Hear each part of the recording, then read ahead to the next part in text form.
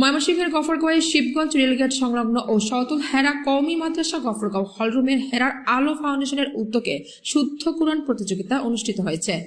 প্রতিনিধি মতিউর রহমান মতি জানান, শনিবার সকাল থেকে রাত 10টা পর্যন্ত এই প্রতিযোগিতায় 3টি উপজেলার প্রায় 40টি প্রতিষ্ঠান অংশগ্রহণ করেন। এই প্রতিযোগিতা উদ্যোক্তা হিসেবে বিভিন্নভাবে সহযোগিতা করেন অস্ট্রেলিয়া প্রবাসী নেওয়াজ এম এ হাসান আহমেদ ও তার পরিবার।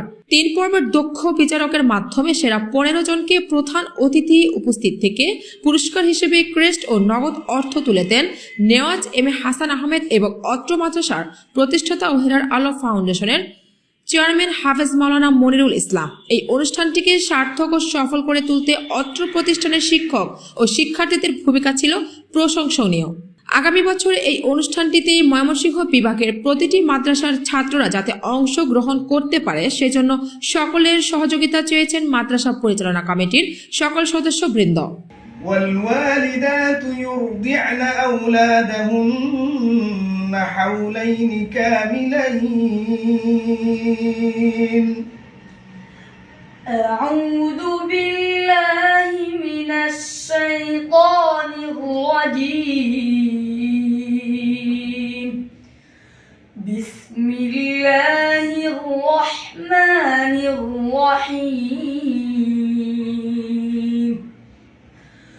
والوالدات يرضعن أولادهن حولين كاملين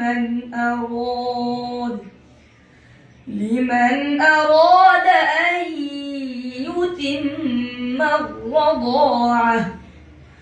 وعلى المولود له رزقهن وكسوتهن بالمعروف.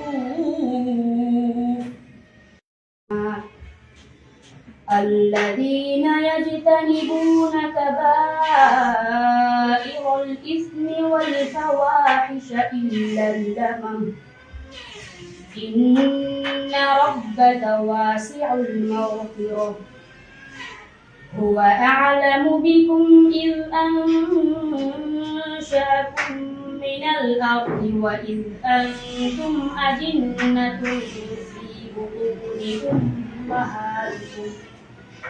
ওয়ালাইকুম রহমতুল্লাহি ওয়া বারাকাতুহু। আমি পুকুরিয়া তাহফিজুল কোরআন মাদ্রাসা থেকে এসেছি। এখানে সাউথুল মাদ্রাসায় পাঁচপাড়া ধারাবাহিকতা পাঁচপাড়ায় কোরআন তেলাওয়াত অংশগ্রহণ করতে। আমি তিশাল উপজেলার বাড়িপাড়া থেকে আসছি সাউথুল মাদ্রাসায় প্রতিযোগিতা দেওয়ার জন্য। আল্লাহ তাআলা যাতে আমাকে সুন্দরভাবে প্রতিযোগিতা দেওয়ার তৌফিক দান করেন।